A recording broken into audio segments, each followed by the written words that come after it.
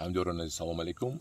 امروز 2 آگوست سال 2025 می باشد. قرار داریم در باغ من در نزد توکی انگور نوعی مانیکور فینگر و با تاجیکی پرزیدنتی. خیلی که میبینیم انگور نوعی پرزیدنتی یعنی مانیکور فینگر یک از بهترین انگورها می باشد و در بازار یکی از قیمتترین انگورها می باشد. این زمان انگور علاقه پخته شده است، ولی نپخته است، پخته شده است و خدا خواهد یک 10-15 روز پس با پختگی میپزد.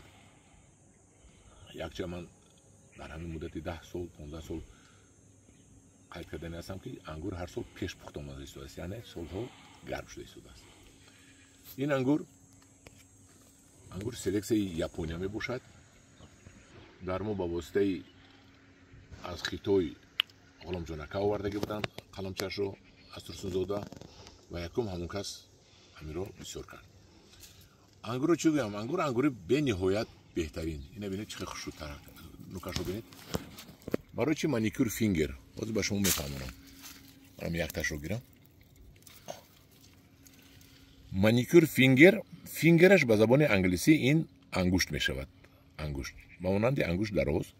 مانیکورش همین نوکش رو ناخون رو که مانیکور میکنن زنها نوکش مانیکور کردگی. ببینید مانیکور فینگر یعنی انگشت مانیکور کردگی.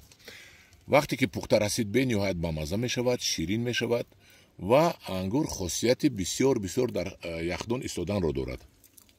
این برای یخدان ها را سردخانه ها را پر کرده، برای زمستان ذخیره کردن ماندن و بعد به فروش ماندن بسیار قلای است، موافق مقصد است، با مورد است.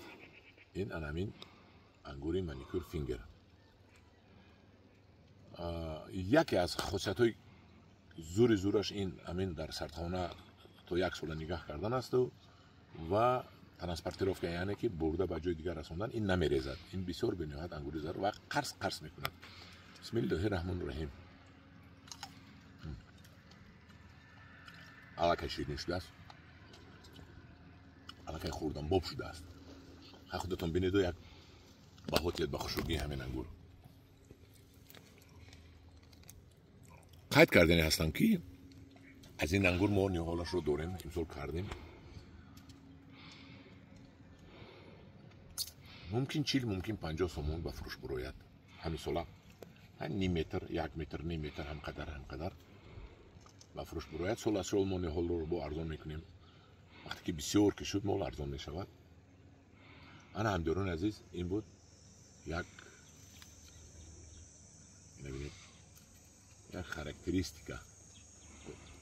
این کلونیش رو بینید، درازیش رو بینید.